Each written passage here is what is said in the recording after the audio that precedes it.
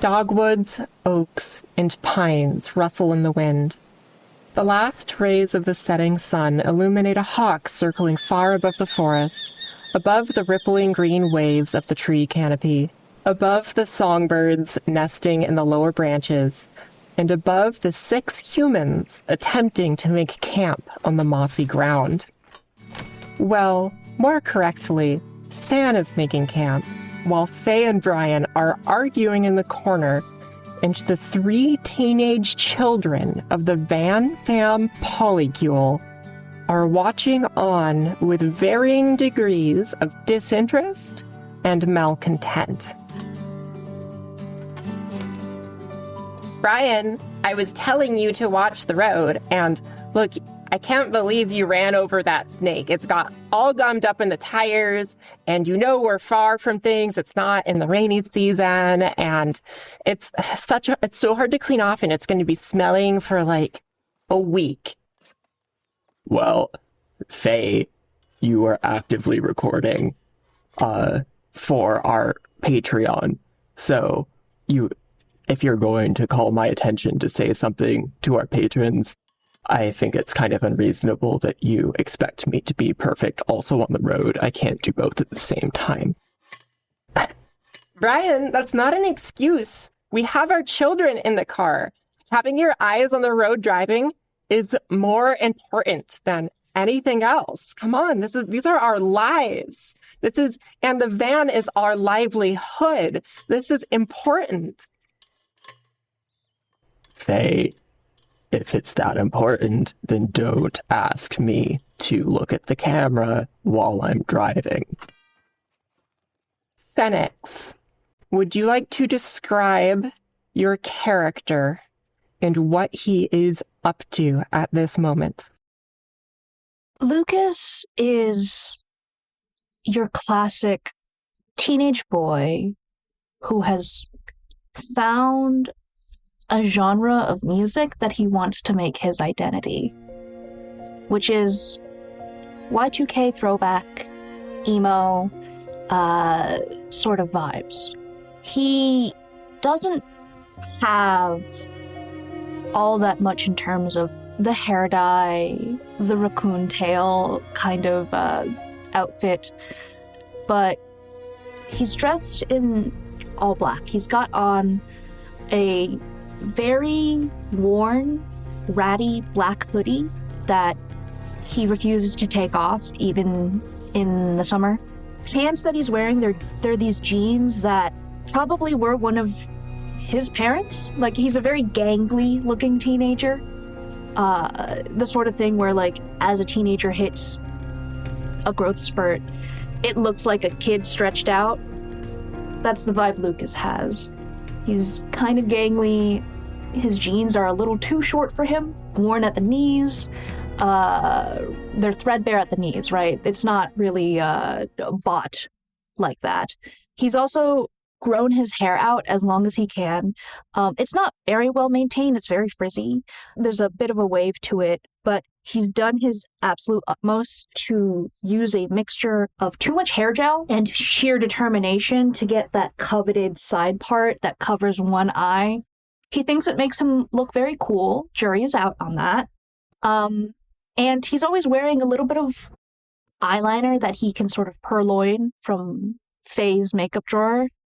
And his fingers are constantly stained black because he's got this journal that he keeps on him at all times with a paper bag cover on it so that people don't look. But he's taken a Sharpie and colored the entire cardboard black. Unfortunately, because it's Sharpie, there's a lot of transfer over on his fingers. So everything that he has, everything that he owns, there's always a little bit of a Sharpie fingerprint on it.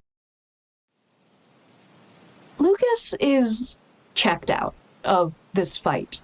It's one of those things where he's silently on his dad's side, on Brian's side, but if he says anything, it's going to cause a ruckus. Because Faye, Mama Faye wouldn't really appreciate that kind of back talk from Lucas. He's already ran away earlier in the day and gotten lost and had to be recovered. He doesn't want to cause more trouble again. So he's probably just sort of doodling in his journal. Nothing in particular, just drawing two stick figures fighting each other, since that seems to be the vibe here at this campground right now.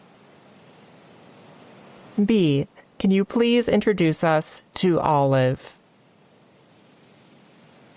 So Olive is Lucas's twin and could not be more different of a person, I think. She is sort of just sitting to herself, not so much into the whole emo Black Sharpie vibe, but mainly just tries to keep a nondescript profile. She's just wearing like hiking pants and a t-shirt, just something to be comfortable enough while trying to do the whole van life thing, while also not calling attention to herself, because the last thing she wants is to be on camera and have the spotlight on her, and she's just trying to blend in, trying to move along with the chaos that is her family life.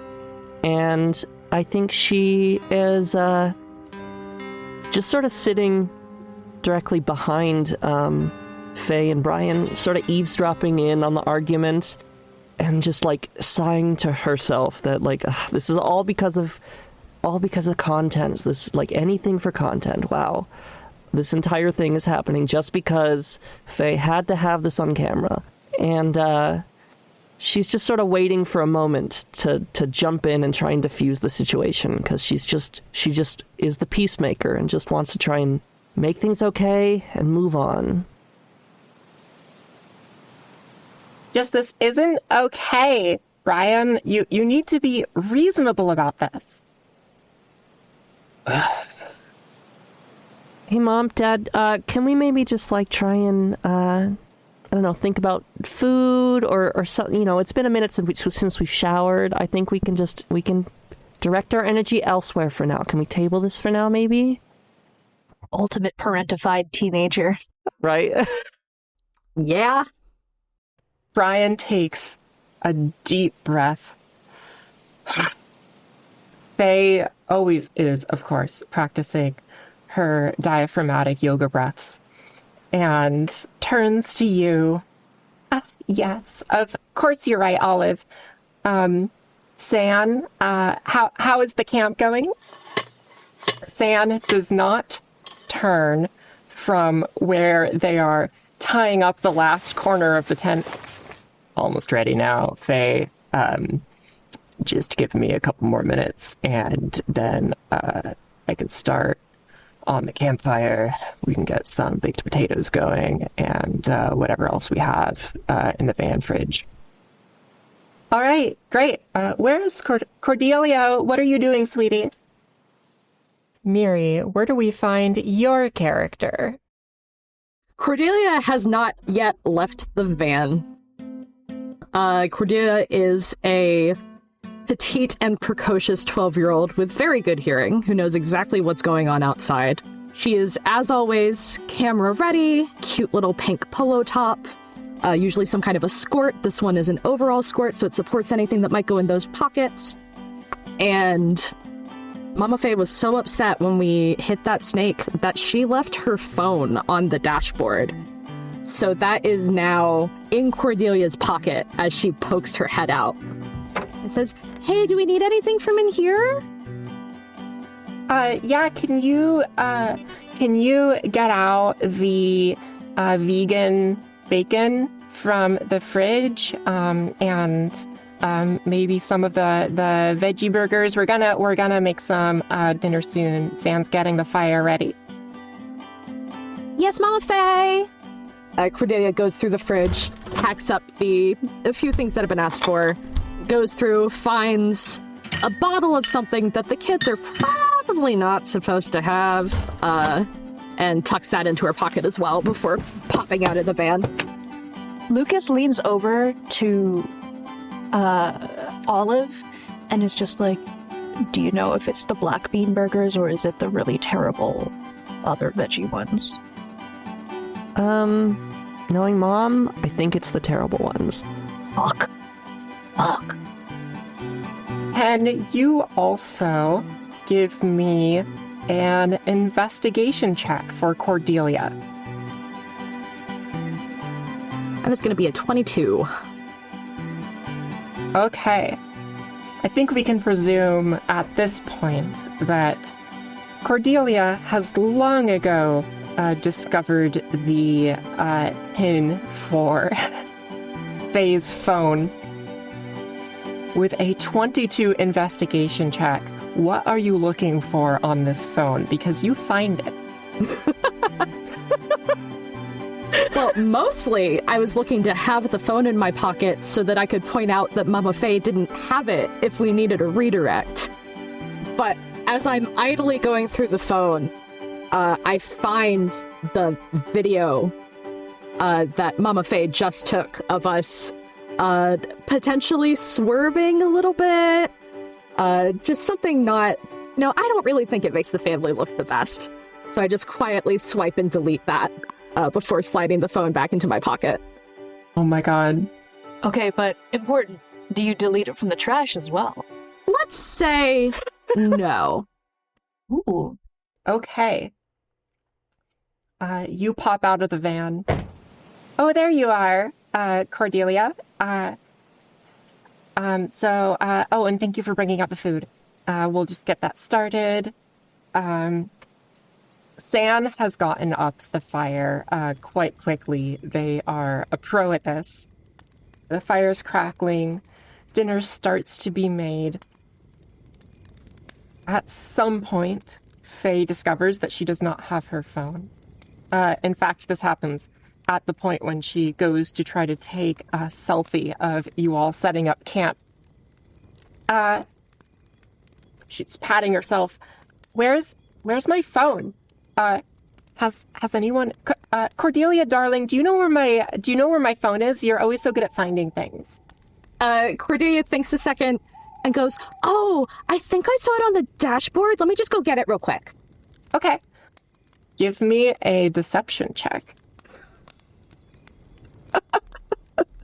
Well, it's a 26. Oh. She got a modified 4, so you run up, make a show of grabbing something. Do you actually grab anything different? No. I just make sure my hand is visible through the windshield, and I come back out holding out her phone. Oh, thank you so much, darling. You're always so helpful with this. She takes the phone, sets it up on her battery-powered tripod with a little ring light behind it, sets it on a timer. Okay, everyone smile, say van life. From this, as you all are having dinner and completing this evening, we see everyone sooner or later heads off to wrap themselves in sleeping bags or sleep in the van, as their preference may be. Brian is sleeping inside. Faye and San are sleeping in the tent. Cordelia is definitely inside on one of the folded down seat beds. She's short enough that her feet don't really hang off the end. Okay, I think Olive would probably be in the tent. Lucas is going to take this opportunity to use Olive's bed to help hold up his legs. Unlike Cordelia, he is a little too tall for the beds that they have set up. And he is very happy for the opportunity to stretch out for the evening. We're going to zoom out from the scene, out from the campfire, out from the outside of the van, past the little cross-stitched circle hanging from the mirror with a depiction of a happy little family of quails, just a fanciful thing that Faye found at a little thrift shop somewhere.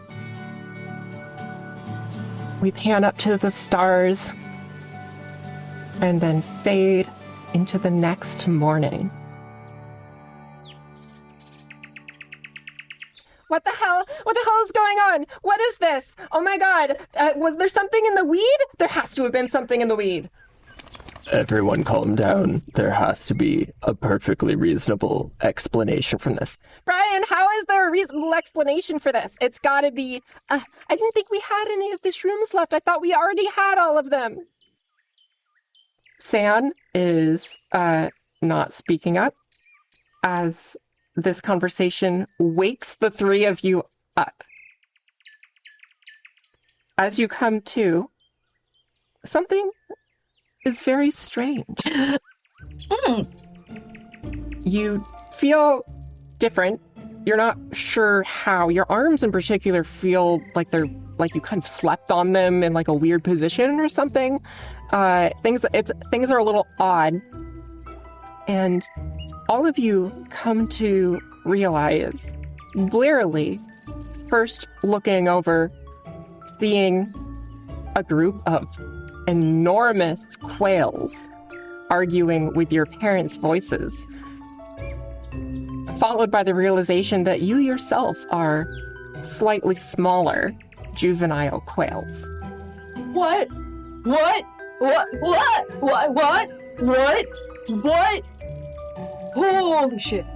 Holy shit. Lucas is losing his goddamn mind. So Lucas is inside of the van in this moment. So Lucas and Cordelia, you two are alone in here hearing the conversation that your parents are having outside. So you see each other before anyone else. Lucas, you have to kind of hop out from under the covers a little bit.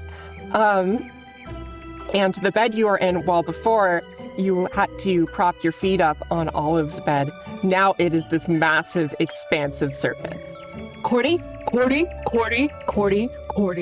the fuck? What the fuck is happening? Lucas is like, I don't think he even realized he's kind of like stress flapping his wings. You know, the sort of flutters that birds do when they've got issues with whatever's happening around them. Yeah.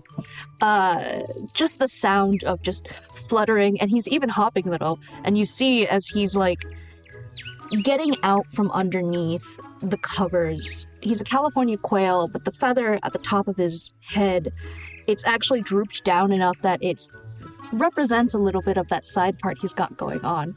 But he sort of just comes out from underneath the bed covers looking all ruffled and spins around, sees Cordelia Quail, and is babbling, freaking out, running towards Cordelia. You actually see as he's hopping over, like the fluttering makes him sort of float a bit, which doesn't help his panic attack. He's just like, oh my god, Cordelia, I'm flying. What the fuck, Cordelia? Out the window of the van, you are able to see the three arguing forms of your parents on the ground in front of the tent next to the extinguished fire, along with a very small Olive standing sort of at the entrance flap of the tent.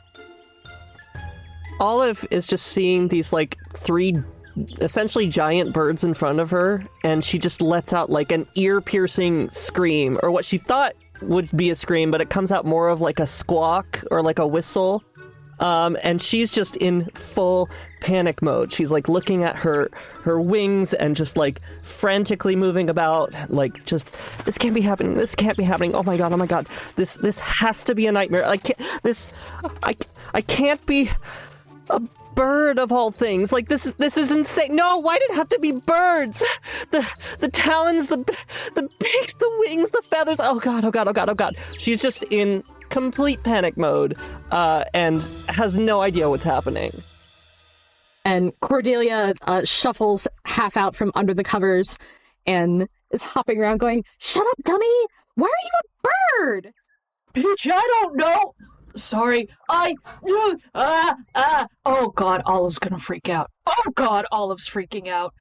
How do we get out of here? Oh, Olive is gonna freak out. How do we get out of here? No, shut up, shut up. No, you Mama, shut Mama. up. I'm starting to peck at. No, you shut up. I'm starting to peck at Cordelia. I bat you back with a wing like, shut up. Mama and Papa and Papa are talking. Maybe they know what's going on. We're gonna be stuck here. We're gonna be stuck in this van forever. We can't even reach the fucking door. Oh my god. We're dead. We're so dead. Oh my god. Shut up, dummy. There's plenty of granola bars.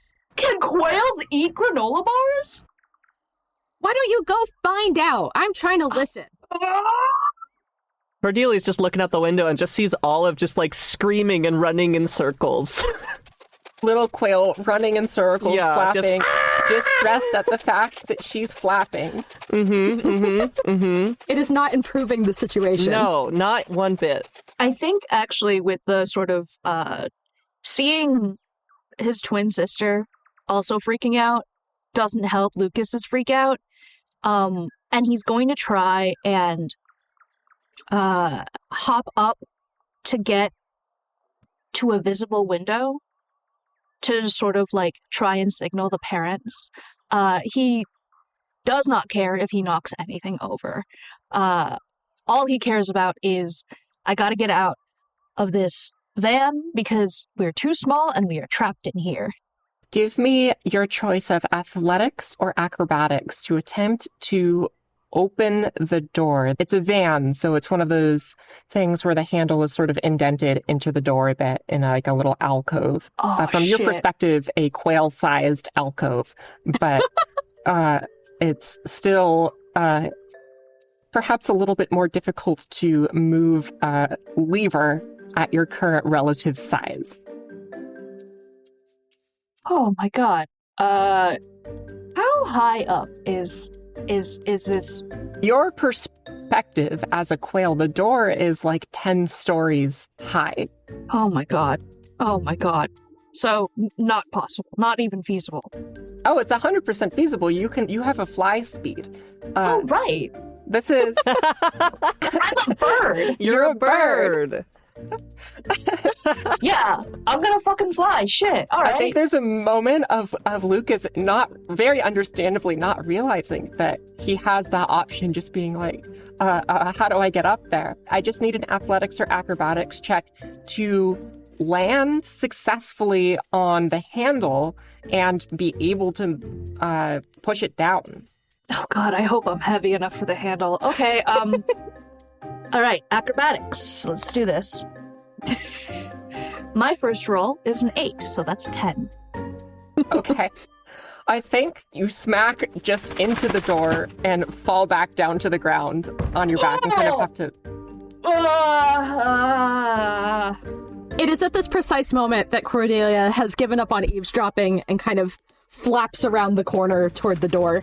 You're so bad at being a bird. I just became a bird! We get a 16 acrobatics as Cordelia kind of flutters over and tries to show Lucas up. You are able to flutter over to the door, land on the handle, and you're not heavy enough to depress the handle with your own weight, but you're able to kind of flap your wings to push yourself down. And with that, the handle turns, and you're able to kind of create enough force by flapping to get the doors to swing just open enough for a baby quail to squeeze out. I'm gone. Goodbye. Yep, I No kind of thanks to Cordelia. stumble None off the whatsoever. handle and flutter down after. Oh my god. The story with the nature spirits in this woods that I heard from that weird guy at the gas station 50 miles back. It must be true, and the spirits have elected to transform us as part of a journey of self-discovery and actualization. What? Faye, what the fuck are you talking about? San is not the most talkative individual, but they do speak up in this moment. None of this makes any sense. None of this makes any sense. Lucas is, I think Lucas doesn't really care about what the parents are doing at this point. I think he's going to run straight to Olive to try and calm her down.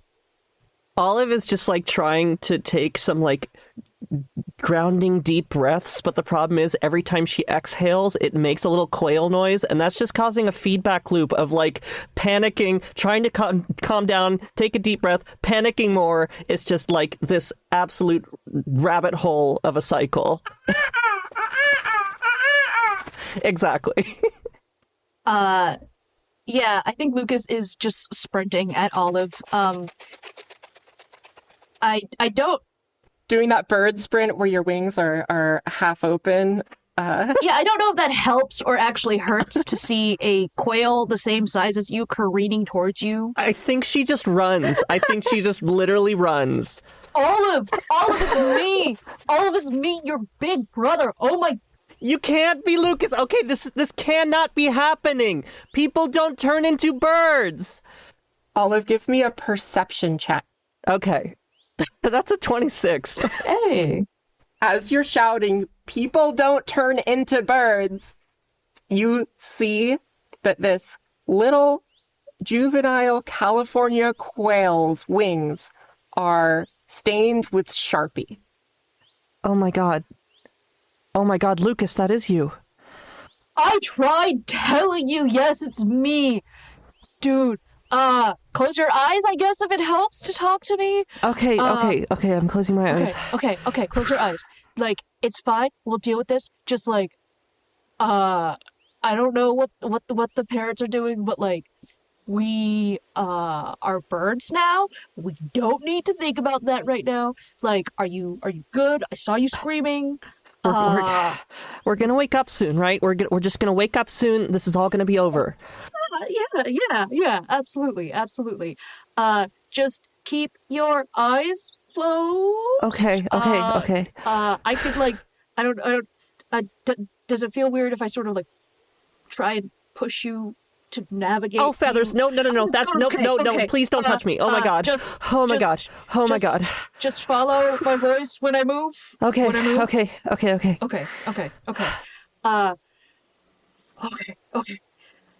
Cordy, all's okay. Cordy has been strutting her way over to the parents and looks over at this quail with its eyes tightly closed, and then turns back to the parents. Hey, I got us out of the van.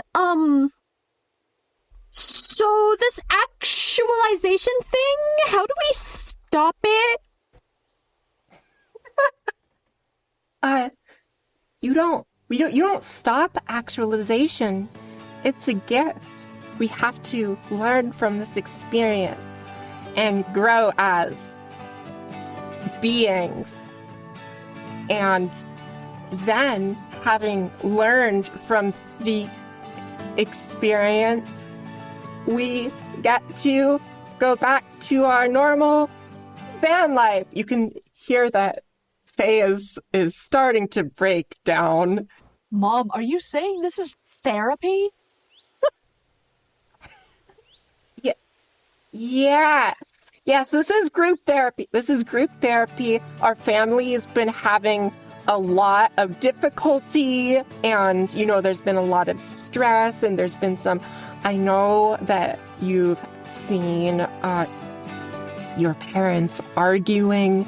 The three of us care very much about you, and part of this van life was to get more in touch with nature and out of civilization.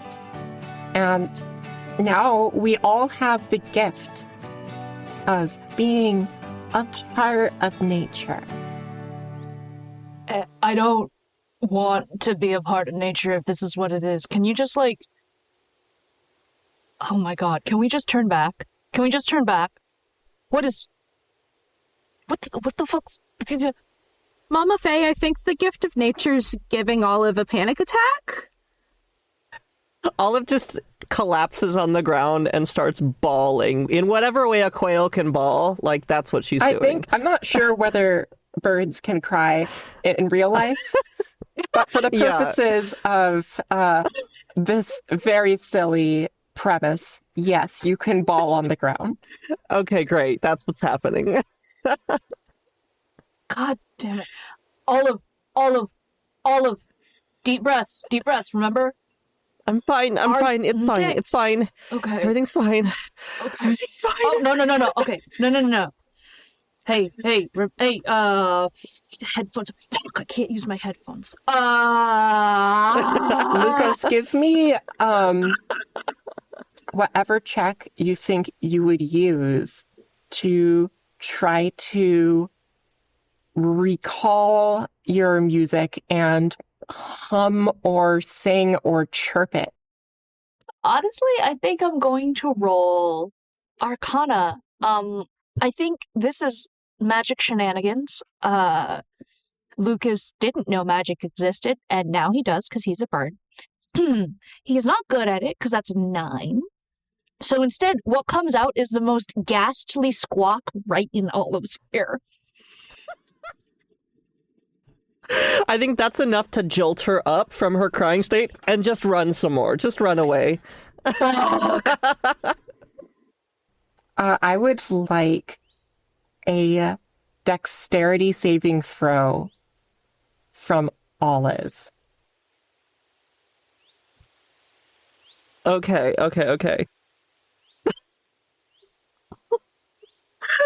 That's a 2. Wow, turns out panicking children aren't really good at doing sensible things. Yeah. Who would have guessed, honestly? We need circus music, but it's quails. Yeah. Yeah.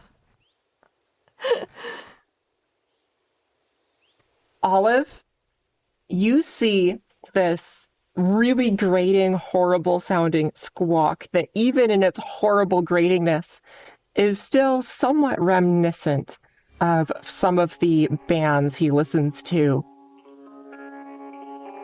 It's like a death metal scream.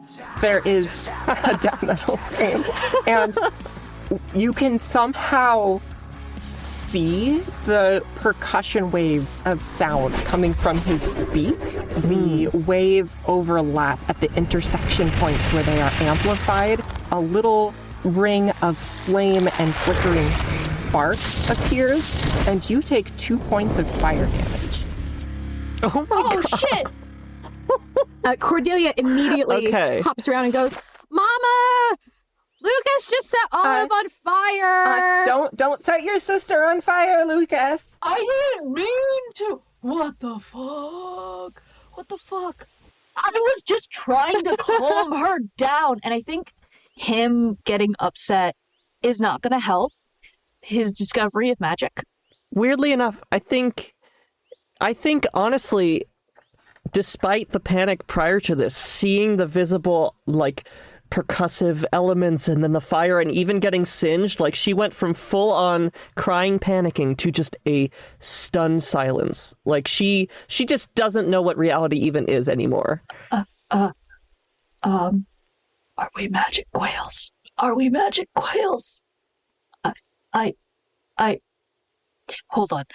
And Lucas is going to try doing what he did again, except not facing his twin sister or any of his family members. I think he's going to just sort of turn towards whatever fallen leaves are, and I'm going to try and cast Fireball.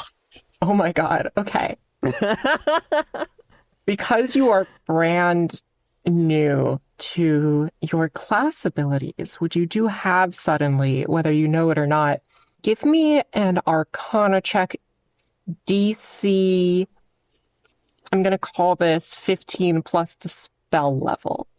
Oh, Jesus. All right. I should have done a cantrip. Oh, that's 20. All right. I think he intends for a small thing of flame. It's not what happens. Emo music from the 2000s seems to play on the wind around you. Everyone can hear it. And a little bolt of red light flies from your beak, hits the pile of leaves, and detonates in a huge conflagration. The leaves are instantly singed and blackened. You picked a pile that was on dirt somewhat away from the surroundings, so it does not spread or linger, but the leaves are reduced to ash in a moment. Completely unnecessarily. Cordelia watches this and goes, Lucas just set the everything on fire? Yeah, we saw it. We were all watching. Lucas, stop magically setting things on fire. I didn't know I could do magic, Mom. I think Olive just instinctively, takes a couple steps back, is freaked out, and just, digs her talons into the ground. And as she does so, she unintentionally casts Land's-Aid around her. And all these flowers and thorns start growing out of the ground in a circle around her. Just unintentionally digging my talons into the ground caused this bed of flowers and thorns. And I'm sort of taken aback by the beauty of it. Finally... it's as wild and insane as it possibly is. It's actually grounding me a little bit. All of this nature surrounding me. Which means I do take 2d6 necrotic damage. Oof. But I also take 2d6 healing. So I have lost 3 more hit points. Oh! We see that all of these plants grow and bloom around you. At the same time, you start rapidly molting. All of these feathers just fall off of you. And then a moment later, most of them are replaced with brand new shiny feathers. Olive is just stunned by this. She just can't move. She's just completely still. Yeah, that was very nice and beautiful. Olive, see, Lucas, do that like your sister. That's nice, good magic.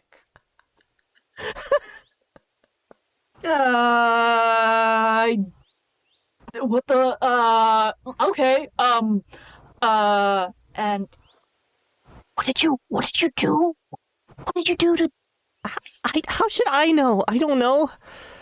You just did, okay, he is going to try and cast healing magic, which he doesn't really know how to do, looking at his sheet. So, DM, I leave it up to you to decide actually what he ends up casting. Give me an Arcana check. That's a 12. With a 12, I think just nothing happens.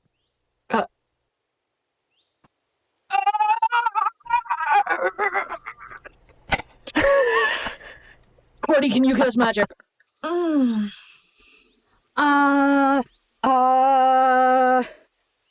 Cordelia kind of hopping over, tries to pick one of the little flowers out with her little claws.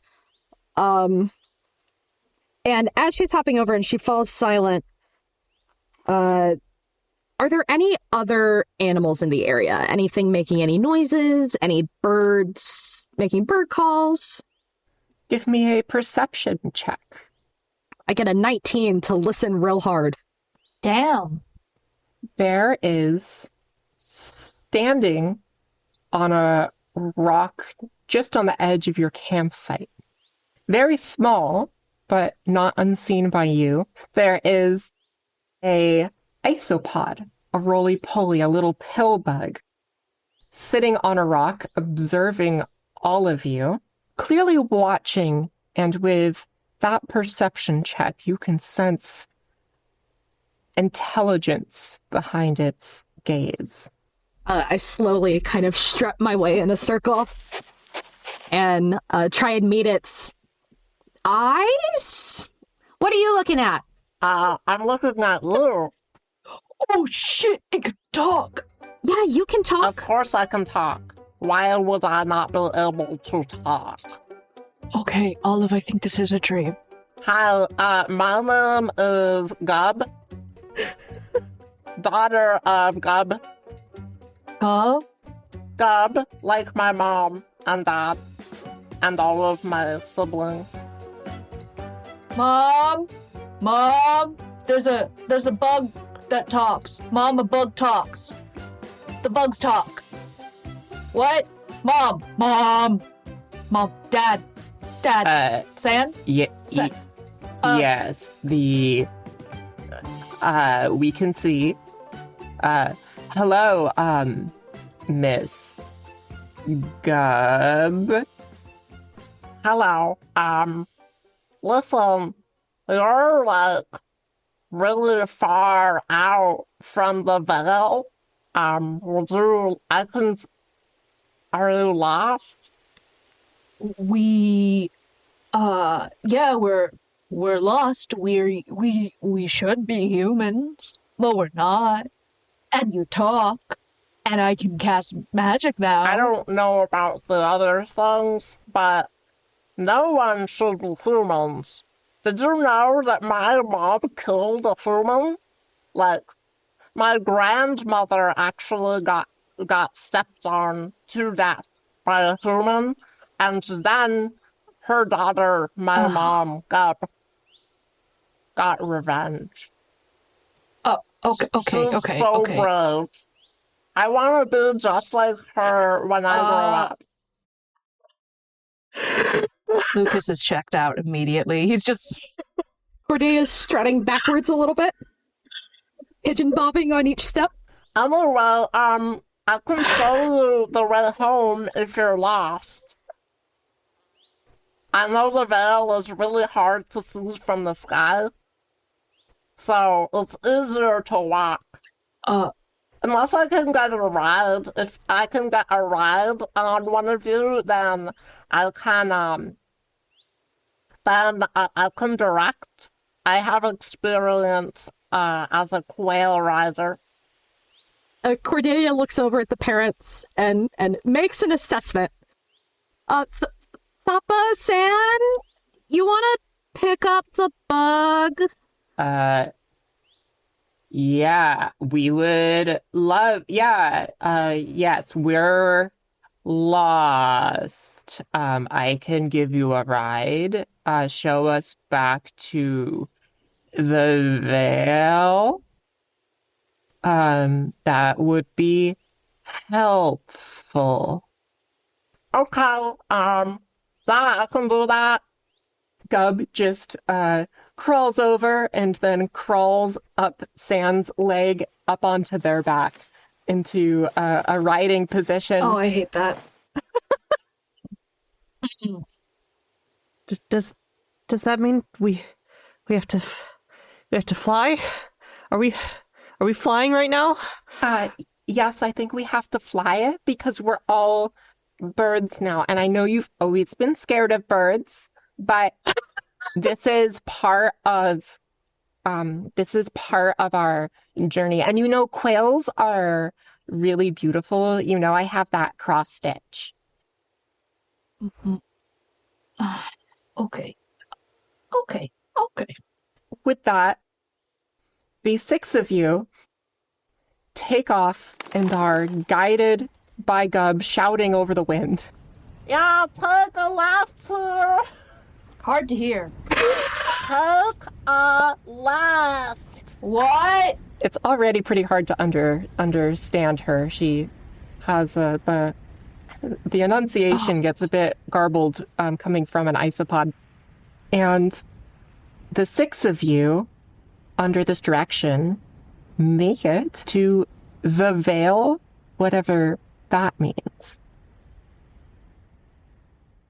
3 weeks later, within the forest, neither deep nor dark, neither young nor ancient, lies a secluded clearing where small creatures may thrive. It is encircled by a ring of pines, dogwoods, and the solitary old oak tree, whose branches protect against the sun and birds of prey alike. Dappled light filters through the canopy to illuminate the gossamer wings of pixies, darting about on their many urgent tasks. Tiny water wheels turn in the tiny stream the amphibious farmsteaders call a river. Tiny insect musicians play music in dark corners. Tiny windows and doors in a variety of bright colors pepper the tree stump that pixies inhabit, while stately chipmunks go about their business within the tangled roots of the old oak. Before these roots, we see one such chipmunk in particular, wearing a charcoal blazer with a matching top hat, no pants, in conversation with a lizard and a familiar quail. I just think because Verity here who is a very lovely lizard and a wonderful mom to Tyrone, I think it's really important that you, Father Kippacornicus, as the head of the Acornicus household, you have so much wealth and acorns. And we think it's really important that we have a really expansive and plentiful acorn meal available as part of the wedding reception banquet so that as many guests and members of Crittervale can participate, okay? Faye, I understand that you're new here, and you're very eager to help out, but the Acornicus family's strategic acorn reserve is, of course, where we get our family's name, and it is very important for the long-term success and safety of the entire Vale. So, we can't just empty our coffers for every wedding. People get married all the time, and This wedding is special, okay? Henry and Tyrone's union is the most important thing happening right now. with respect, I really don't think that it is markedly more important than any of the other occasions going on. Listen, Faye, you're getting so involved in this wedding. But what of your own family? Where are your children right now? We zoom out from this and pan the camera over next to the river, next to the fields tended by frogs, where we find the young quail Lucas, observed by a pixie with a magenta pixie cut, Olive and Cordelia. Lucas is, of course, doing what he has been doing for the past 2 weeks, which is helping effectively fertilize the crops with the use of fire magic, burning off the old weeds that have grown in plots when they're being rotated and not used. I think before he sets off the first fireball, he definitely turns to Bomb, the pixie, and it's just like, hey, what color should I do this time? Oh my God, you've gotten so good at doing this in all sorts of different colors. I think that it would really help to do like sort of a puce, because last time we did sort of a periwinkle, and I think it's really helpful to get those really specific nuances down, because then the more control you get over this, the more useful it'll be. What is puce? It's a this, and she gestures at her hair, and her hair immediately turns puce. Oh, right. Okay. All right, let's do this. And he is going to cast Fireball at 3rd level. At the farmland. Give me an Arcana check with advantage. You've been doing this for 2 weeks to see how controlled and accurate this is. That's a 19. Okay. With a 19, you shoot off the fireball. It hits dead center in the middle of the plot. Just with this one casting, you manage to burn all of the plants. It's not 100% perfect. There are some like extra things off the sides of the plot. The fencing gets just a little bit seared, but it's pretty good. I think it's been a week since the last time you accidentally set a fence fully on fire. Hell yeah. I think despite the accuracy, Olive is still like, okay, Lucas, just please be careful. I know you think you're a pyro pro at this point, but like, try not to burn the whole forest down, please. I'm having my abilities being used in exchange for tender for goods and services. I think. Yes, but it's still fire. There's not really Just be careful. currency in Crittervale. So this is mostly the goodwill of your new neighbors. Wait, so what are you getting out of this again? Why are you doing this? I get to burn shit. Olive, do not rain on my fucking parade. This partly started as, no, we were doing this on purpose to help you when you were fucking around in a field setting it on fire. Exactly. Like, definitely was an excuse that he just ran with in order to keep doing what he wants to do, which is set things on fire. Olive just lets out like an exasperated sigh and shakes her little bird head. You see the farmer hops out, a very nice frog in a tweed jacket named Declan. Oh my god, thank you so much for helping me with all of that fertilization. I'm so excited. I mean, you've done wonders for all 17 of my brothers, Dale, Richard, Sven, Fergus, Frogus, Fabian, Zane, Trevor, Leslie, Gregory, Gaylord, Borbit, Flickett, Gerald, Ken, Fergus again, and Chester. It's all, thank you so much. You've done so much for our family. I know I was the last one and you've been diligent getting to all of this, all of us over the last 2 weeks. I did want to ask if you could also do my Uncle Jeremy, but, you know, if not, yeah, I know you just agreed with Zane that you would do all of his siblings, so I am very appreciative.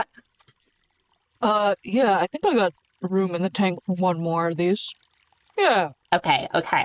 Jeremy's plot is over this way. You're a way around by here, right? It's over past the third mill. It has like some of the wood is a little bit warped, just because it was the first one that we built. My Uncle Jeremy is, he's been here for a while. Sure. Lucas just goes in whichever direction this frog tells him to. I think at this point, he's just like, let's just get this over with. This is another excuse for me to cast a fireball, and I truly don't know what my life is right now, other than being a quail that can cast fireballs. You see that bomb comes over.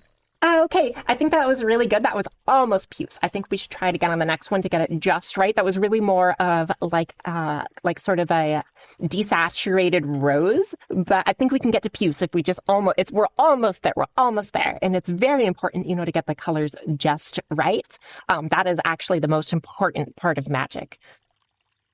Cordelia's been standing back a little bit, still getting a little bit of a kick out of how well we were just fertilizing the farmland trick has gone over. It is a little weird how into it Lucas still is, but that's Lucas, it's fine.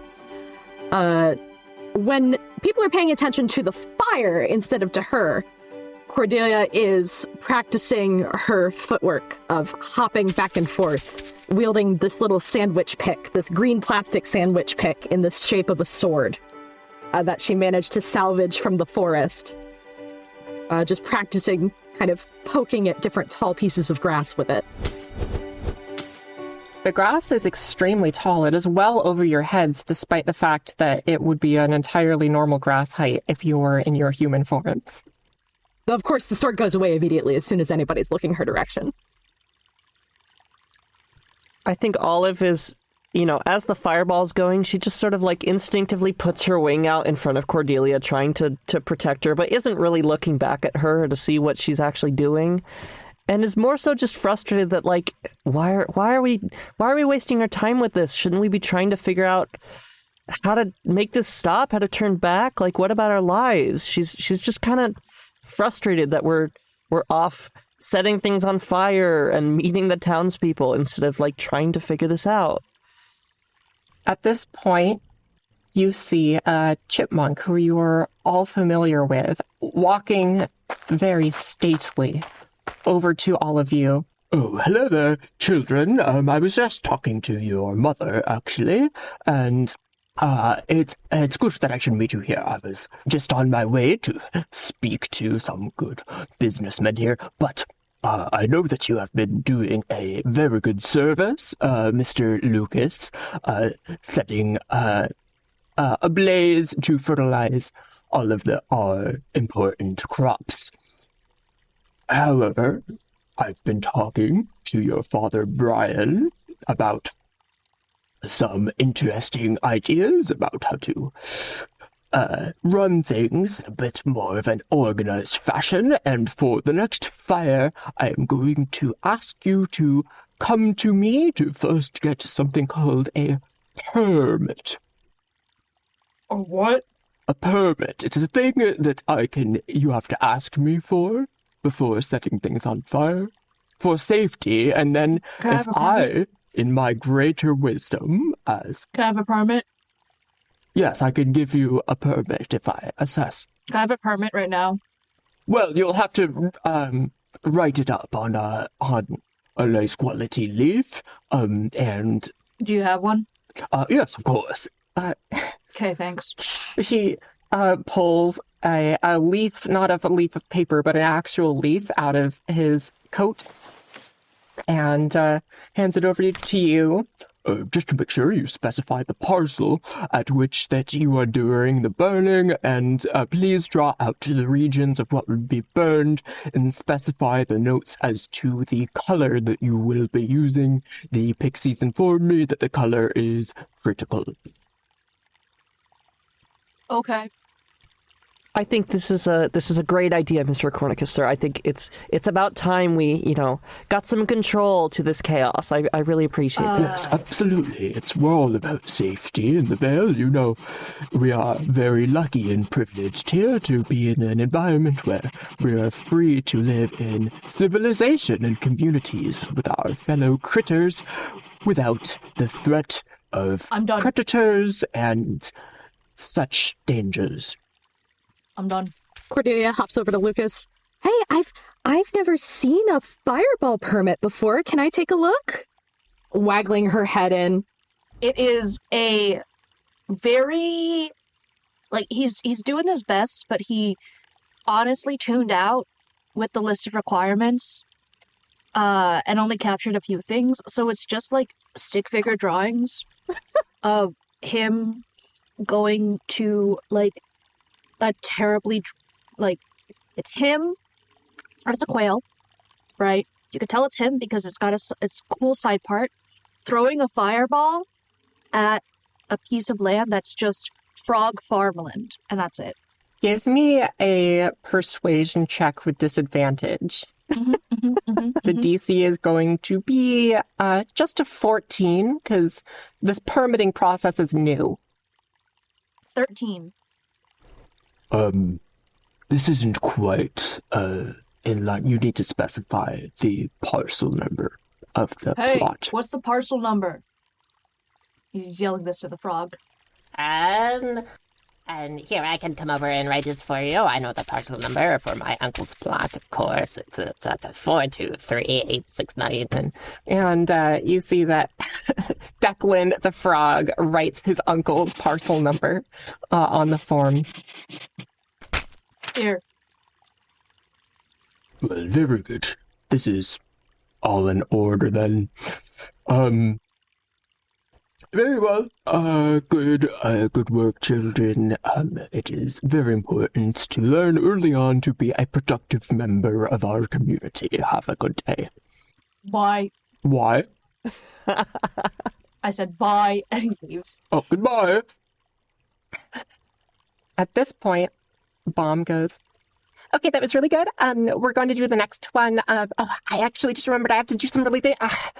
I need to build a new clock. I forgot. I have to build a new clock yesterday. So I need to run back to the stump. But I'll catch up and make sure to get that piece. Yep. She starts flying off. What are the three of you doing? I think Lucas didn't like this pompous fucking dude. And so, as he leaves, he walks past a Cornicus and he's gonna try and just steal something off of him. Okay, give me a sleight of hand. It's a 4. Young man, watch where your hands are going. Can I help you with something? Oh, don't mind him. He's just really clumsy when it's not about fire. Cordelia struts forward. Give me deception. 12. Understandable. It's important to have specialized skills. I quite understand. Thank you for looking after your brother, young Cordelia. You're always a go-getter. Oh, well, thank you very much. As she's kind of bobbing her head forward and starting to pass by Father Acornicus, she rolls a sleight of hand to attempt to steal something from him. Can I give the help action? Yeah, you can. I think he's just sort of like, to emphasize that he's clumsy, like Cordelia said, he's just gonna like pretend to trip over a little bit and like knock himself. You have to beat a 17. Oh, 14. Young lady, I do think that you may have been attempting to pick my pockets. I'm disappointed in you. You're usually so upstanding. What could have demanded this uncouth behavior? We're in so much trouble. I'm gonna cast suggestion. All right. That's a natural 4 for a 7. I'm going to suggest that Cordelia was not actually pickpocketing and was in fact trying to like straighten out whatever weird outfit he had on after I ran into it. Okay. That's a non-traditional use of suggestion, but I'll take it. I like that. It just occurred to me that, of course, that's not what you were doing. You must have been helping me with straightening my coat. Thank you so much. It's very important to maintain a proper appearance at all times. I know how important it is to you, Mr. Acornicus. Cordelia flutters her little quail lashes. Oh, yes, of course. Thank you so much. I would be on my way now. And he heads off. What are the... Now... Are you going to keep trying to pickpocket from him? That would be kind of fun, wouldn't it? I think Olive just instinctively jumps in here and goes, "Do you two really have to be such kleptos? Please." Yes, absolutely. Well, I was just gonna show Lucas how to do it better, but I guess it's late or something. I also don't think I can cast Fireball now, so, Just try to keep yourselves out of trouble, please. Why? We're birds. It's the rules of the jungle, man. Everybody knows that bird trouble doesn't count. Yeah, exactly. I don't know how to respond to that. I would like perception checks. Oh, fuck. Okay. 16. 8. 16. Olive and Lucas, you notice a salamander wearing a coat that's a bit tattered. It's not in great repair. Kind of leaning against a tree. You're sort of in between plots of farmland now. By tree, this is like a teeny little weed growing out of the ground, but from your perspective, it's a tree. And in the direction of the river, he's just kind of leaning against this tree on the bank, observing you. Can we help you? Hey kids, I see that you seem to be having a bit of fun trying to pull one over on Father Capricornicus. Do you have beef with him? He's just annoying. Cordelia jumps and turns around and goes, "Who wants to know?" The name's Slick. Ugh. Slick the Salamander, if you please. You couldn't have a better name? I don't know what you mean. It's a family name. You know my... Your name sounds like a porno. I don't know what that is. Lucas, why do you know what that is? Do you really want to know, Cordy? No. Look, kids. Father Cappy sucks, right? You agree with me that he sucks? Oh, yeah, absolutely. Maybe. I mean, I don't know about that. He seems fine to me. Just because you gotta stick up your ass. Looks like a couple of you got some sticky fingers about it too, huh?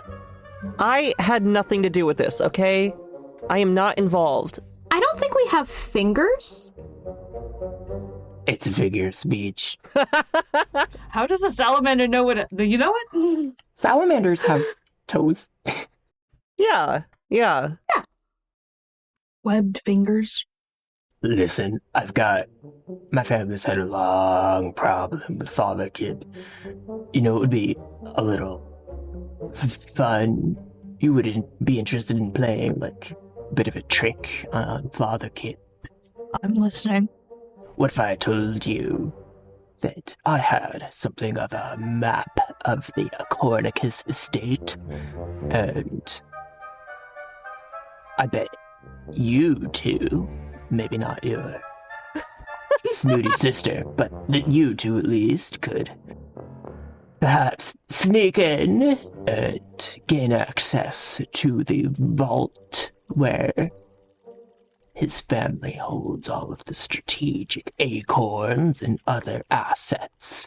Now, I hear that the vault has a secret trapdoor in the bottom that leads to an underground river, and I've found that river, but the door is inaccessible and completely hidden from the riverside. But if you can gain access to the vault through the normal route on this here map, you could open the door from the inside. We could get anything we wanted out that door scot-free.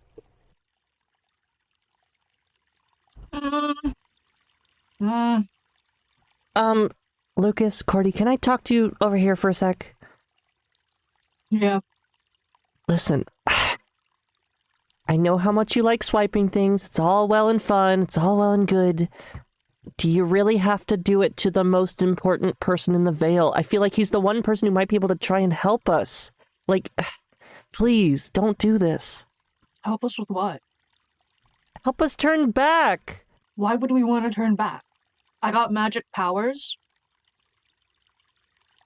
Why wouldn't you want to turn back? What about your life? What about being human? Our life is being content for a van life family.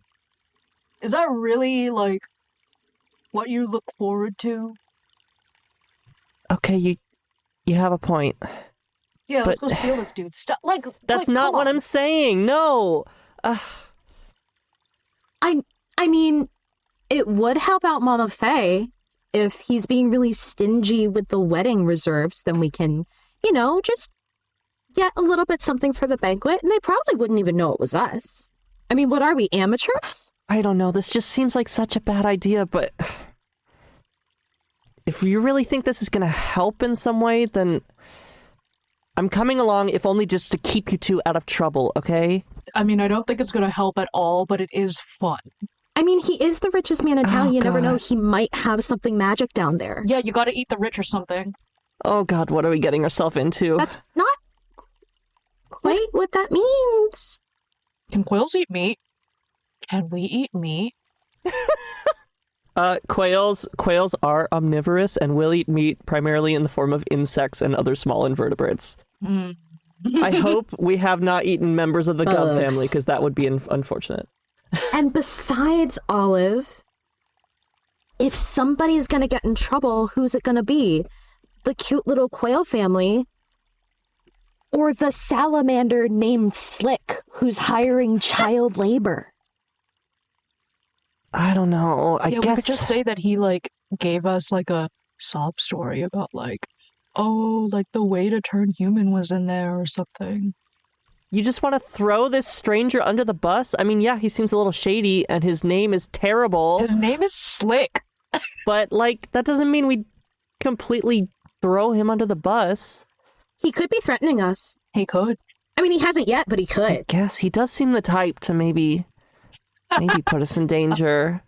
The gang does a profiling. Did we just profile this salamander? Is that a problem? Is that problematic? Yeah. Hey kids, did I hear that you were trying to deal with a bit of a magical malady? Yeah, we used to be humans, now we're this. Okay, say I know a sorceress lives a bit out of the way, not approved by the finer sorts who live around here. I might be able to strike some kind of bargain, but don't think I could do that unless we'd get a bit of help from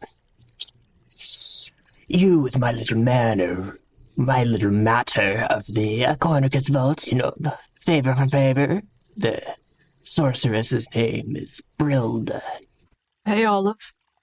2 birds, 1 stone. I mean, what's to stop us from just finding this Brilda ourselves? You're welcome to try, I suppose. Your funeral. Well, that's not ominous. All right, what do we think? Lucas, Cordelia? You know what I think. As long as we make sure we can find him again. All right, fine. We'll do your manor job. We'll get into the vault. But you better keep your word. Or else Lucas is going to throw a fireball at your face. Yeah. It's a deal. Here's the map. Can you be ready tonight? I need to do a long rest? Short rest? Tomorrow, then. Yeah, tomorrow. He's wiped out from all those stupid fireballs. And you can hear a little bit of jealousy in Cordelia's voice. Because Cordelia has notably not manifested any flashy shows of arcane ability just yet. It's like we were saying before. Bird trouble doesn't count.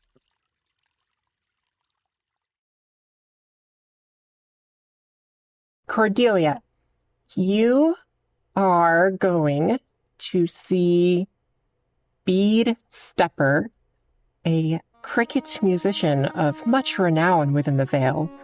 Of course, the Vale isn't very big, so much renown is relative here. She is doing some rehearsals at kind of a backstage, auxiliary stage within the Root Tangle. So the big main venue of Crittervale is the Big Root Theater, which is nestled in the roots at the bottom of the great oak which overshadows the whole Vale. So you're inside those roots off in a kind of side chamber where a little enclosed backroom theater is for doing rehearsals and stuff. There are a number of musicians. Most of them are crickets, but there are a couple frogs and other creatures tuning their various instruments. Bead herself is tuning her violin because, of course, as a cricket, she plays the violin. And she pauses in doing this to walk over to you, Cordelia, with whom she is now familiar. Oh, hello there, Cordelia. I don't suppose you are aware of where I might have left some of my sheet music. You're so good at finding things. For once in my life, honestly, oh, I'm so sorry. No, I don't know, but I will keep an eye out for it. Oh, okay, thank you. I suppose we can do a different piece for today. Maybe an older thing. I'm sure something will come to me. What have you been up to today, Cordelia, you and your siblings? Still setting the fields ablaze? Yeah, we're still helping out with the frogs. I do think we might have heard something that could be helpful. Actually, I wanted to ask you, since you know so many people, do you know someone named Brilda?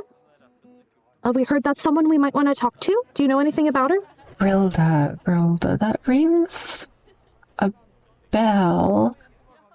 There's an old folk song about a sorceress named Brilda. I don't know if that's what you're referring to? Yeah, I think that sounds right. Okay. I suppose we could give it a try. I'm not usually one for singing myself, but we can see if I can remember the words. Let's go. She gets up on stage and finds the words in her mind to this old song.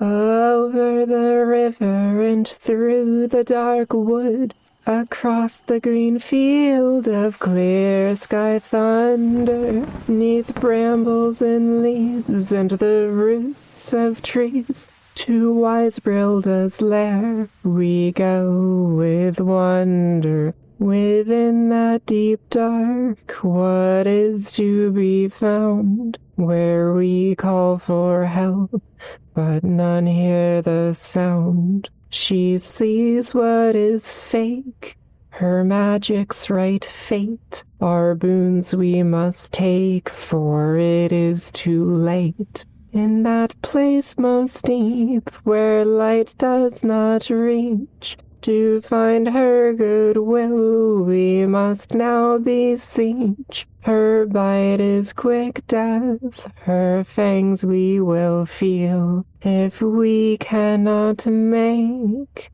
a favorable deal. Cordelia has been jotting notes, the cliff notes during the song. She gets to bite and death and stops for a second, keeps writing, and kind of claps against the notebook when the cricket's done. She gives you a bow, kind of steps aside as some of the other musicians start playing and rehearsing their pieces, and she accompanies some of those on the violin.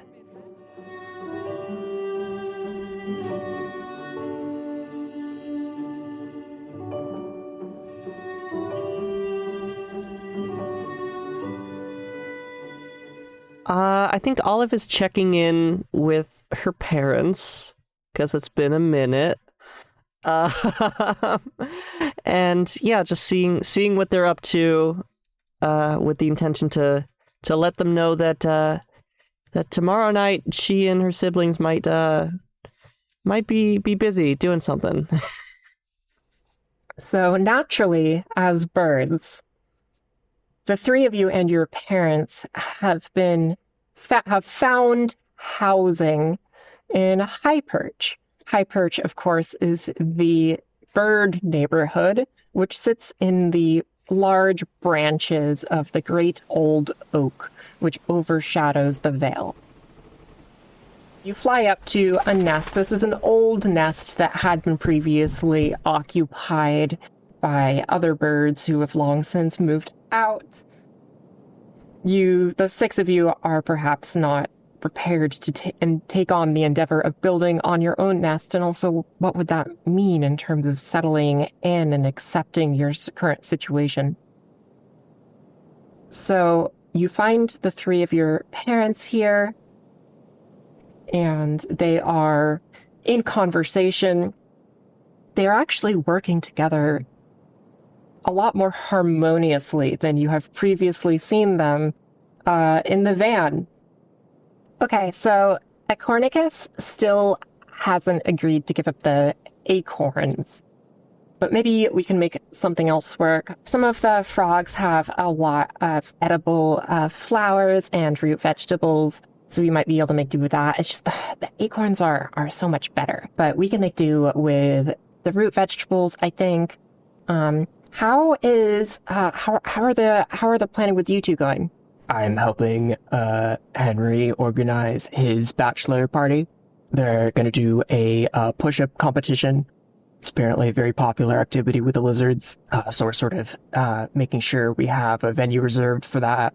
And I think we're going to have it all squared away pretty soon. Sand speaks up. I've been working on getting all the decorations. It's kind of a lot of foraging. I got to find all the plants. They specifically want all the decorations, lots of bows and ribbons, well, leaves tied into bows, grass, but they specifically want viridian as the color scheme, which, is a very specific shade. So I've had to do a fair amount of looking to make sure I find blades of grass in the correct color, but it's going well. And three of them are just having this conversation. So Olive walks in and is just like, wow, it sounds like wedding planning is going well. You all seem unusually chipper. Everything's good? Well, now that we're quails, it just makes sense to be chipper, doesn't it? Cheep, cheep, cheep.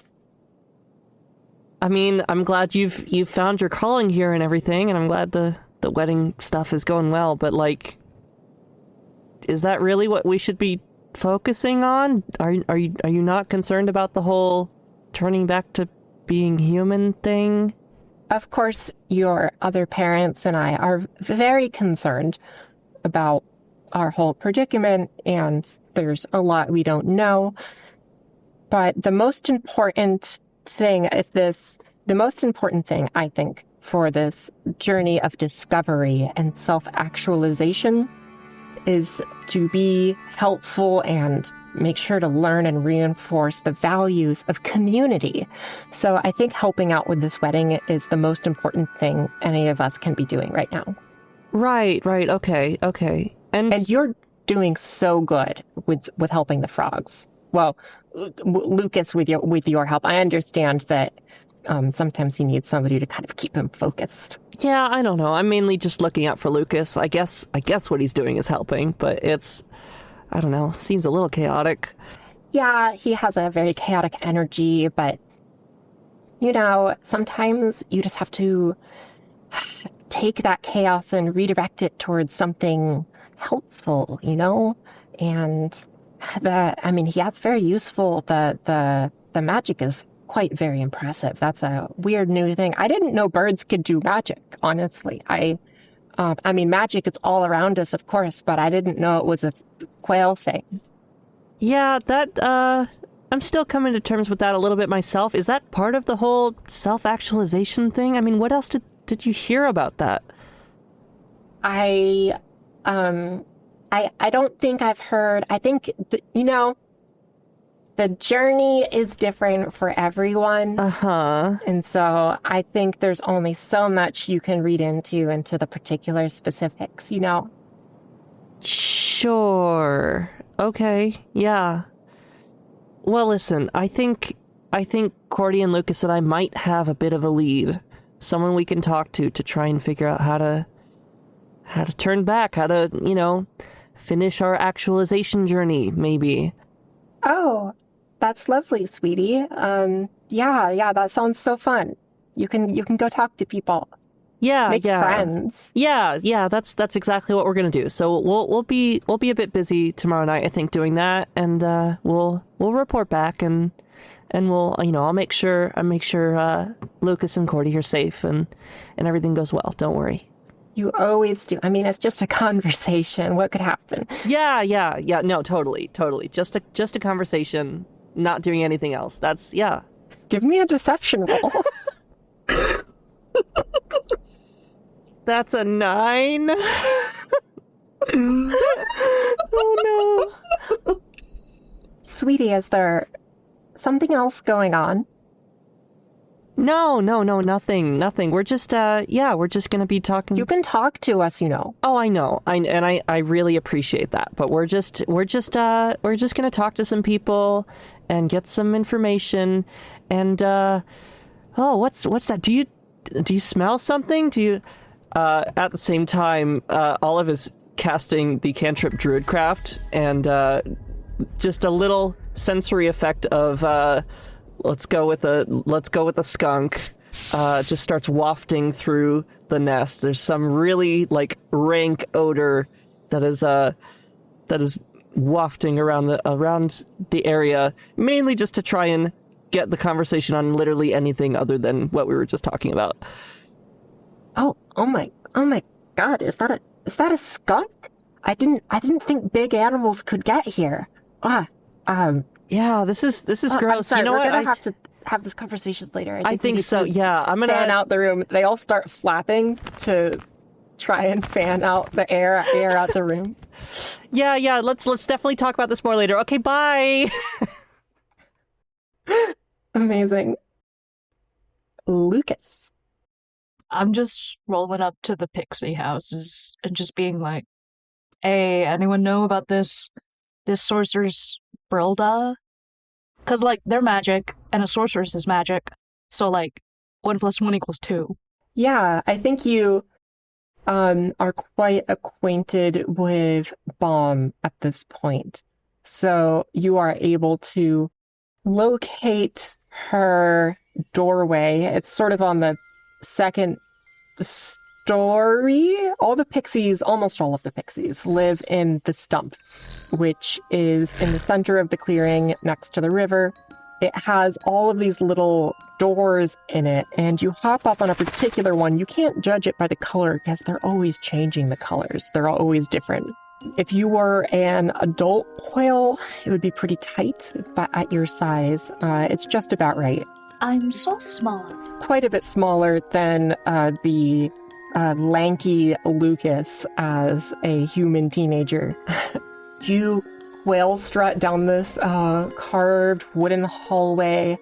There are all of these literal fairy lights going along the ceiling and the walls. There are little teeny tiny potted plants in here, the itty bittiest plants. And going down a couple corridors, you hear some banging and clanking, and you take a left into Bomb's workshop. There are all sorts of wooden and brass fixtures in here. It's very steampunk. Things are ticking, things are clicking. Bomb herself is sitting at a wide workbench. It all smells very much of wood and machine oil. You don't know what she makes it from, but it does smell like machine oil. She has grease all over her arms and face, and she is working on some kind of clockwork device on this wide workbench. She hears you, looks up, takes off some goggles. Oh, hello there. What can I do for you, Lucas? Did you get that puce? Yeah, I think, well, actually, I wasn't able to because there was this thing happening with a cornicus that was just... Anyway, long story short, I'm gonna do the puce tomorrow. I actually had a question about a sorceress in the area. I don't think, are you talking about Maggie Chipperhop? She does a little bit of magic. You actually live around the corner from her up in Hyper. Brilda? No, Maggie Chipperhop. She's a magpie. Yeah, but... She lives around the corner from you. I'm sure you've met her. Yeah, but like, some dude who's got the name of Slick told me about a lady named Brilda. Oh, that's somebody totally different. Oh, who's Brilda? I'm gonna roll history check for her. Slick's Brilda. Oh, no. Better than Brilda's Slick. That sounds like a terrible kind of spider's George. Brilda Slick. That's even worse said out loud. It's pretty bad. Okay, I'm so sorry. I actually do know Brilda that's sorceress. I know of her. It's sort of like, like a myths and legends situation. It's not like, she doesn't live in town if she lives at all. Ooh, who knows? But Ooh. I think she is a real person, though. I think she's a real person, and I think people just don't go to her because they don't want to die, and also they would have to leave the veil. No one leaves the veil. Why would you leave the veil? It's so nice. And we don't get eaten by, foxes. It smelled like a skunk just, a few minutes ago, which is kind of weird. Skunks usually don't get in here. But it just kind of... I just got a hint of it, and then it went away. So, Brilda lives where? Do you know, what's the rumor? You said she's, a myth, and, she eats people? It's, something really far away. It's, I think... the Gub family? Unfortunately, yes. Unfortunately, they're so nice. What are you talking about? It's so hard to tell. I know they're all named Gub, but is that the Gub I talked to the first time I was a quail? Is that the Gub that I stole shit from? Is that the Gub that I helped out? There's a whole variety of responses that can happen with all of the different Gubs, and you just never know which one to look out for. That's true. They have a lot of different personalities, but I will tell you that they all have slightly different carapaces. So if you get good at remembering their segments, some of them have slightly different coloration patterns. It's all different, subtly different shades of gray and specularity, but you can tell them apart. And I would love to talk to you about that sometime because it's really, I've actually I hear she rifles through some papers. I have some sketches. So you can see this gub is the 337th daughter of the sort of current matriarch, the gub who killed the human. And everyone knows about her. Oh, yeah, sure. That's literally the first thing Gub told me about. Like, they made such a big deal out of it. They all make it's a pretty big deal. Humans are pretty big. So, of course, anything about humans is going to be a big deal. Yeah. I know all of you said you were humans before, but, like, you obviously don't really understand how big a deal they are. So I kind of think that maybe you're a bit confused. I don't know what was going on, but maybe you got some, like, head trauma. I had a head trauma once. It was really bad. It took me so long to remember how my notes were organized. Bob. Yeah? Where's the lady? Please. Please. Gub lives in the old log where most of the bugs live. Lucas just sort of slumps. Sits. Oh, you're talking about Brilda. Yes. Okay.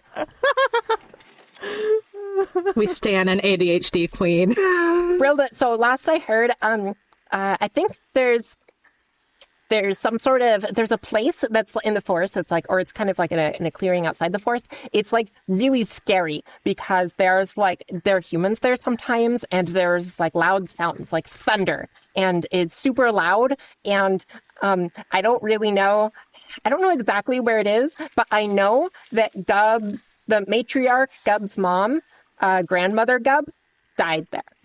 Okay. I guess it's time to find a Gub, and hopefully not the one I stole shit from. She got stepped on. She got stepped on. Yeah, by a human. Damn. That explains the human killing. Oh yeah, it was a total like vengeance arc. It was so cool. Thanks, Bob. Lucas, I feel like Bob is so much more ADHD random to Lucas in a way that he appreciates, but sometimes he's just perplexed by. He's always down to do whatever she wants to do because, like, he's like, this bitch is crazy. But, like, the minute he has to get something from her, he's like, this bitch is crazy. If Lucas had like a smidgen more self-awareness, I could see him having this terrible moment of like, is this what it's like to try to get something from me? No, it's not because I'm emo and I'm not chipper. I'm never chipper. The three of you are able to reconvene. Where do you think the three of you meet up when you don't want to be around your parents? Maybe out near the first frog's farm? Because that's where we ended up when we started doing shenanigans. You head over there. It's getting into the early evening, so it's just starting to get dark, but the Vale is a pretty safe place to be, so it's pleasant. It's warm. You hear the babbling of the river. You hear sounds of a gentle breeze rustling the grass, rustling the leaves. And there are fireflies glowing and dancing all around. Most of them are gathered off by Big Root in the distance, because of course, Big Root employs little charms that attract fireflies to it to light up the stage at night. But there are still a number where you are, and we find the three of you standing a good bit away from the actual farmhouse. You know, you don't want to attract the attention of the actual farmers for your little get-togethers. In the dying light, Cordy has her little, like, clutched together notebook that she's been jotting stuff down in all this time and goes, so, bad news. I asked about Brilda up at the practice stage and got a folk song. Oh, that is bad news. Wow. So, like, legend. Like, okay, I talked to Bob and they were like, she's like a legend, or something like that. I don't remember. But it seems like everyone sort of stays away because they don't want to get eaten? Yeah, there was also something about a bite of death and fangs. So, yeah, that checks out. All right. So if she's real, she's bad. Cool? That does not sound great. Okay. They said she's located where Gup's matriarch, the great-grandma, the grandma, there's so many of them, is buried. Or died. Interesting. I mean, if this person is that dangerous, I mean, should we try and get the help of that terribly named salamander? Like, do you think we're going to get some information that will help us there? I mean, it sounds like we're back to the plan breaking and entering. I wish we weren't, but... We could try and scout out the area, just see. Just so that we, like, is she like a cannibalistic chipmunk, or is she like a badger or like a fox? Like, I feel like it wouldn't hurt to like scan a little bit, right? Just recon. We don't have to talk to her. Yeah, I guess we could scout it out during the day tomorrow, and then if we, don't luck out, then at night we can always do a heist, I guess. Sounds good to me. As long as it's not too far. Oh, God. Did you guys talk to the parents at all? Like, they're not onto us or anything? Yeah, no, they should be off our backs, I think. I told them that we'll be talking to some people tomorrow. We might have a lead and everything, and I think they bought it, maybe.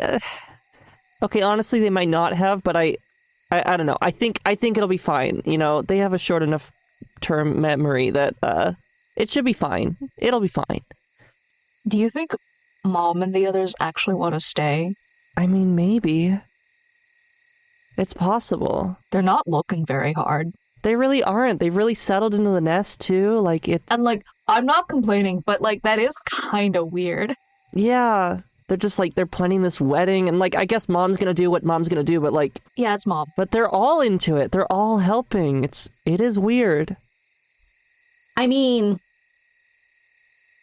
I'm not surprised, especially, like, Papa Brian was never happy in the van, so... I mean, none of us were happy in the van. Yeah. Cordy, come on. Come on. You're telling me you liked sleeping on a bed in a van at night and then waking up to a camera in the face? You liked being on camera all the time? Yeah. Having to please the followers. Well, Mama Faye was happy in the van. Yeah. Yeah, well, Mama Faye can be happy outside the van. I don't know, Cordy. I just feel like we have magic here. People will just think we're dead, and, like, that's fine. So are you okay with just staying like this, too? Me? Yeah. Either of you. A little bit. I think it's like...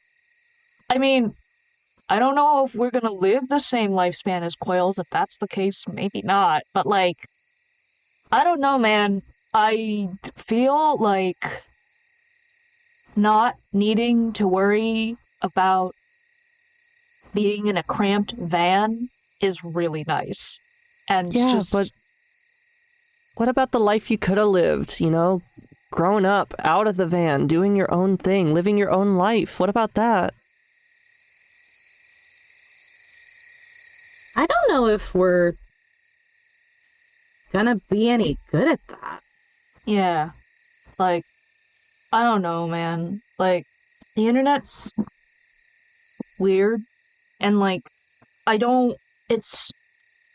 No matter where we go, like, we're gonna be the kids who were part of that crazy polycule, van life family. Like, that's the thing that people are going to know about us. We don't have any choice in that, and, like, it's kind of nice not needing to be that. Yeah, I don't know. I mean, Maybe we wouldn't be able to leave any sort of normal life, but I'd at least like the chance to be able to live a life, you know? I mean, this is a pretty, some secret world of Arietti shit. Just, like, random society in the middle of nowhere. Like, it's not like we're, like, needing to go and pick bugs from the ground. Like, we have food. We can have a house. That's nice. Yeah. We haven't had a house. Well, listen, like, I think we still gotta find out how we can potentially change back. And when we actually find out how, then we can cross that bridge of deciding whether or not we actually want to. I'm good with that. Okay. Agreed. Yeah. So, crime? Yeah, let's do crime. I guess we're doing crime.